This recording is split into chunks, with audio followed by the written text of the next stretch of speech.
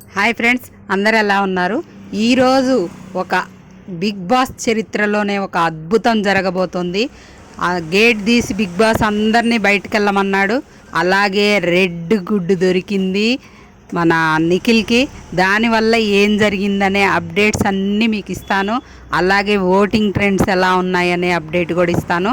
అలాగే మన ఛానల్ని సబ్స్క్రైబ్ చేసుకోండి, బెల్ ఐకాన్ క్లిక్ చేసి వీడియో నచ్చితే లైక్ చేయండి. మర్చిపోకండి, వీడియో అయితే చూస్తున్నారు కానీ లైక్ చేయట్లేదు. ఇంకా వీడియోలోకి వెళ్తే నిన్న టాస్క్ చూసారుగా, ఎంత రఫ్గా పృథ్వీ నిఖిల్ మాత్రం మణికంఠను అలా పడేయడం అయితే నాకు చాలా బాధ అనిపించింది. పడ్డ తర్వాత కూడా గుడ్లు ఏరుకుంటున్నాడు, ఏమైందని అడగకుండా. అదైతే ఇంకా నిన్న గేమ్ ఆడిన వాళ్ళల్లో వాళ్ళ టీంలో అయితే ప్రేరణ, యష్మి సూపర్గా ఆడారు, నబీల్ కూడా ఆడాడు. వీళ్ళ టీంలో మొత్తం అందరు బాగా ఆడారు కానీ కొంచెం ఎక్కువ ఫిజికల్ అయ్యారేమో అనిపించింది. విష్ణుప్రియ సూపర్గా అక్కడ ఉండి గుడ్లు పట్టింది. సీత ఆ గుడ్లను తీసుకెళ్ళి బుట్టలోకి ఇచ్చింది. బుట్ట దగ్గర సోనియాను మన నైని బాగా ప్రొటెక్ట్ చేశారు. అలానే వీళ్ళు మన నిఖిలను, పృథ్వీ వాళ్ళు మంచిగా అండర్స్టాండింగ్తో ఆడారు.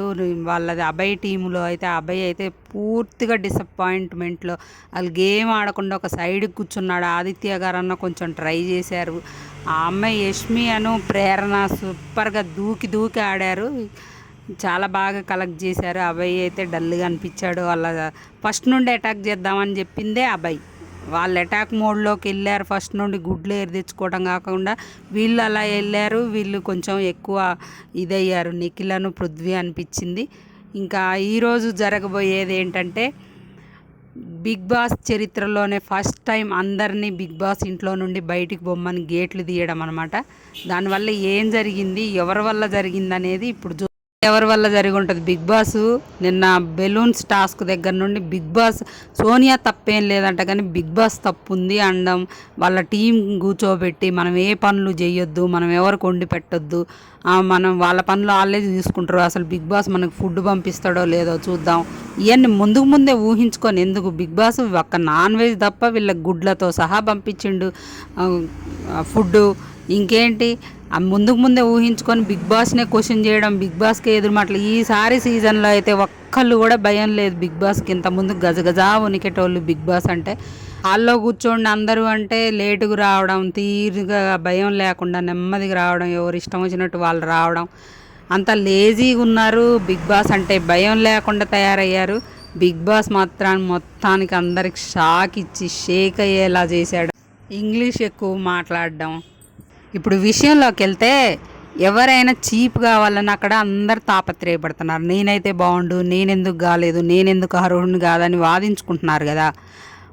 అభయ్ ఒకప్పుడు బేబక్కను ఏమన్నా నామినేట్ చేశారు. నీకు అవకాశం వచ్చినా నువ్వు సరిగా ఆర్గ్యుమెంట్ చేసుకోలేదు, నిలబెట్టుకోలేకపోయినామని ఆమె నామినేట్ చేసిండు. ఇప్పుడు తను చీప్గా హౌస్మేట్స్ ఎంచుకుంటే తను గేమ్లో ఓడిపోతే ఒక పాయింట్ మీద ఆర్గ్యుమెంట్ చేయాలి, వదిలేయాలి. అంతేగాని బిగ్ బాస్ తప్పిది, సోనియా తప్పేం లేదు అనుకుంటూ నేను ఏ గేమ్ ఆడను, ఒక మూలకు కూర్చుంటా అని చెప్పి నిన్న కూడా అటాకింగ్ చేద్దామని ఫస్ట్ వాళ్ళ గ్రూప్కి చెప్పి ఇంట్లో పనులు చేయొద్దని చెప్పి కిలాళ్ళు లేపింది అభయ్ అనమాట. అలా బిగ్ బాస్ ఏం చేసిండు, మంచిగా చీప్ పదవి పీకి పడేసిండు. మరి ఇంకా నెక్స్ట్ ఎవరిని ఎన్నుకుంటారో ఇంకా అప్డేట్ రాగానే మీకు చెప్తా ఫ్రెండ్స్. అంతేకాదు, రెడ్ ఎగ్ నిఖిల్కి దొరికింది. మన ఛానల్ని సబ్స్క్రైబ్ చేసుకొని పెట్టుకుంటే దానివల్ల ఏం జరిగిందనేది మీకు అప్డేట్ ఇస్తాను.